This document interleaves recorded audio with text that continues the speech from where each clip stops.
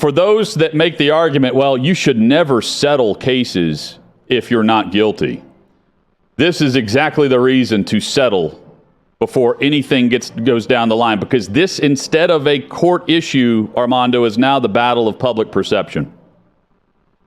No doubt about it. And unfortunately for Deshaun Watson, the NFL's personal conduct policy is all about perception. It was written so that people would not publicly shame the NFL, the brand, the shield.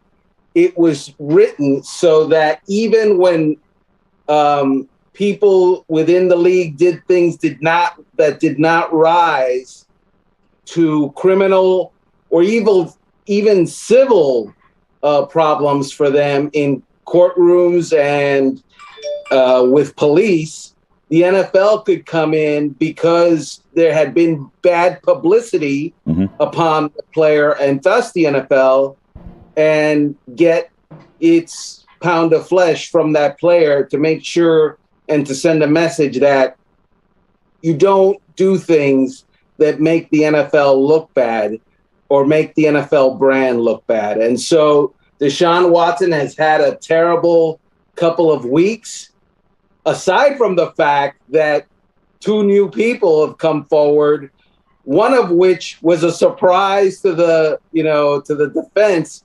And oh, by the way, the worst moment that a lawyer can have at any point is when he asks a question, doesn't know the answer, or has some other surprise that takes him, unbeknownst to him or herself.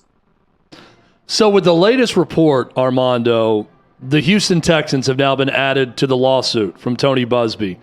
We had John McClain on when this story broke, and he was saying, the only real new thing in there is that the head of security has been named.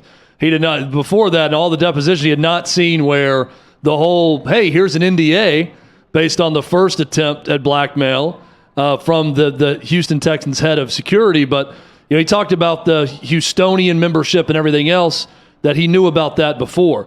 I guess my question is, when you sort through the report and everything you know now, how much culpability is there on the Houston Texans' part in terms of what they knew, when they knew it, and now the fact that they're a part of this lawsuit also? Right. So it's interesting because the team's head of security, an employee, left that non-disclosure agreement allegedly.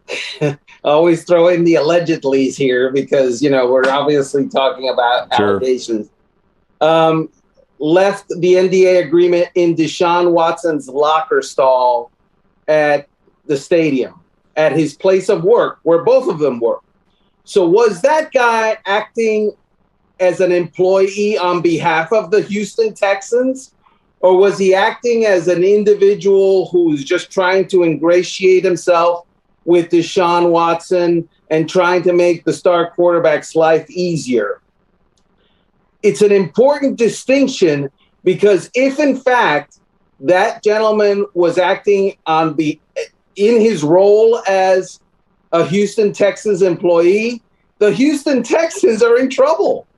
Because it could be argued that they were part of the whole greasing the skids, so to speak, for Deshaun Watson to go out, find massage therapists on Instagram or wherever else he found them, and then find a way to kind of make sure that they never, took actions against them or went public for his actions, because the team gave him an NDA.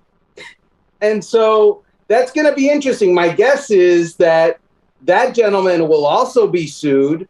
My guess is that he will be deposed. My guess is that employees of the Houston Texans will now be deposed. And the overarching question in all of this is, what does that do to the NFL investigation? Does it slow it down to a crawl where they say, whoa, wait a second, there's a whole new facet here that we have to look at? Or does the NFL go ahead and say, we're good with what we know, and whatever comes out comes out.